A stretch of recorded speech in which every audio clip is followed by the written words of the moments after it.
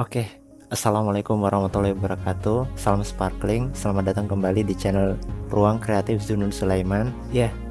Di video kali ini video spesial karena sebelumnya aku pernah buat playlist untuk Inchapter. Dan cuma kan itu seri yang aku upload berdasarkan ya aku ngisi pelatihan desain grafis di komunitas. Nah ini khusus ya aku akan coba upload playlist itu secara sendiri. Itu kan kalau teman-teman lihat itu kan tahu-tahu episode berapa kayak ada yang kelewat jadi nggak berurut ya. Memang karena itu rekaman dari screen record dari komunitas yang aku coba isi materi desain grafisnya. Nah di kesempatan kali ini aku bakal ngasih kalian spesial untuk episode pertama dan kita akan belajar bagaimana menjadi seorang desainer grafis. Nah, tentu di sini tools yang akan kita pakai itu adalah Inkscape. Nah, teman-teman bisa download ya di websitenya Inkscape langsung. Nah, itu nanti bisa download. Nah, disclaimer dulu, aku tuh bukan profesional tapi di sini aku pengen sharing pengalaman. Dan Inkscape yang akan kita pakai di sini itu adalah seri 0.92. Oke, mungkin kita langsung aja. Nah, sekarang kita sudah berada di halaman Inkscape 0.92. Nah, untuk episode 1 Inchapter ini kayaknya kita belum praktek ya. Tapi aku bakal gunakan catatan-catatan yang pengen aku share ke teman-teman itu di Inkscape ini. Nah, kalau kita mau jadi seorang desainer grafis, ada mindset yang perlu dibangun. Nah, ini aku catat saja ya. Mindset utama untuk menjadi seorang desainer grafis. Nah, mindset yang pertama itu adalah oke, ini satu. Nah, mindset yang pertama adalah kita harus sadar kalau kita belum bisa desain grafis. Yang namanya memulai itu pasti ada banyak sekali try and error. Dari yang gak suka menjadi suka, dari yang newbie jadi expert. Tapi ya kita itu ketika kita itu sadar bahwa kita itu belum bisa, makanya satu hal yang harus kita butuhkan itu adalah belajar. Kita belajar sedikit demi sedikit, step by step.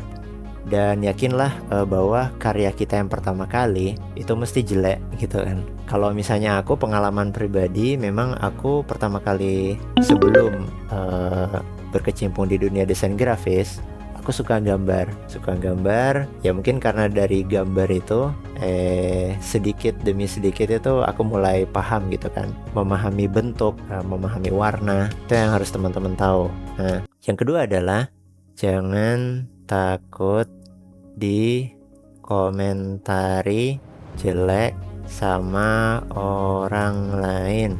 Nah, karena yang paling paham teman-teman itu sedang berproses ya teman-teman sendiri. Jadi kalau misalnya teman-teman baru mulai terus langsung dikatai jelek, ya wajar karena baru mulai. Jadi ya mulai aja gitu kan. Mulai dari mana? Ya mulai apa yang bisa dimulai.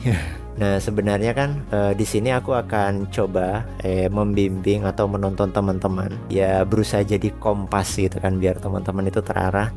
Nah, coba teman-teman lakukan hal ini. Nih, poin pertama itu siapkan satu akun Instagram atau Behance. Kalau yang Behance itu rekomendasi ya. Instagram opsional. Kayaknya mending teman-teman siapkan Behance saja.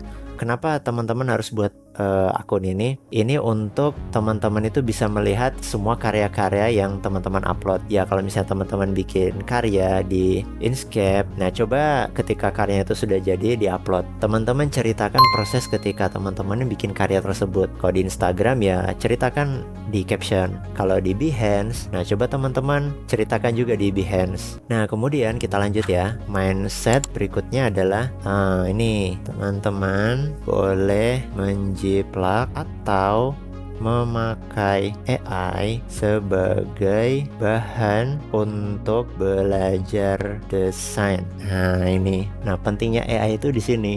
Nah, buat belajar gitu kan, buat brainstorming. Nah, atau gitu kan, teman-teman bisa kunjungi, ini saya tambahkan poin di sini ya. Teman-teman bisa kunjungi Pinterest. Nih, Pinterest itu biasanya banyak sekali karya-karya desain-desain yang diupload di sana. Ya, teman-teman bisa lihat berbagai macam niche. Nah, buat teman-teman yang masih bingung terkait niche, nah ini pentingnya teman-teman itu coba-coba dulu. Kalau teman-teman pengen jadi seorang desain grafis untuk nyari duit, nah biasanya itu yang jadi rekomendasi satu, harus paham UI UX, ya user interface gitu kan, dan UX itu user experience. Yang kedua adalah biasanya lebih ke infografis atau desain logo. Nah itu biasanya dua jenis karya desain yang masih dibutuhkan orang. Nah, selanjutnya mungkin teman-teman bertanya kenapa Inkscape? Ya, ini alternatif karena aku nguasainya Inkscape.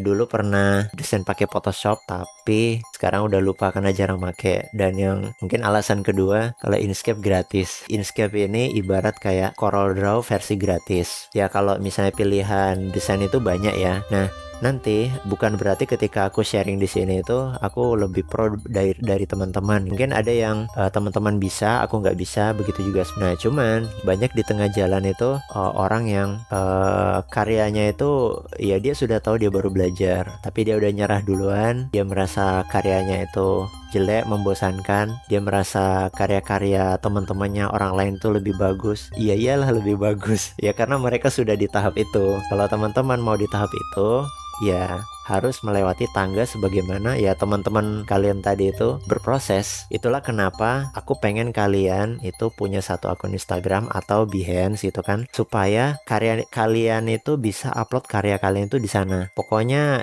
jelek atau enggak gitu kan, atau ya seperti apapun pokoknya tetap upload. Nggak usah nunggu sempurna ya. Kemudian yang poin keempat di sini mindsetnya itu pelajari dahulu prinsip-prinsip. Nah, kalau prinsip-prinsip desain ini teman-teman bisa search aja di YouTube, banyak nonton semua video-videonya. Ya, maksudnya bukan nonton semuanya. Kayaknya kalau semuanya nggak habis-habis. Maksudnya nonton beberapa saja. Ya, lebih banyak untuk praktek gitu. Nah, kalau untuk penguasaan tool, nah itulah kenapa adanya series playlist Inks chapter ini. Nah, itu. Nah, nanti aku bakal coba bagikan ke kalian bagaimana cara menggunakan Inkscape ini. Ya, minimal standar. Ya, bagaimana caranya ngatur font, ngolah teks gitu kan, membuat bentuk. Ya, sedikit demi sedikit coba kita akan desain logo. Nah, yang terpenting ya kalian ya pantau terus channel ini. Kalau misalnya teman-teman punya request gitu, bisa tulis di kolom komentar. Ya, mungkin itu aja sih untuk pembuka di Inks Chapter episode 1. Sampai ketemu lagi. Jangan lupa subscribe channel Ruang Kreatif Zunun Sulaiman. Assalamualaikum.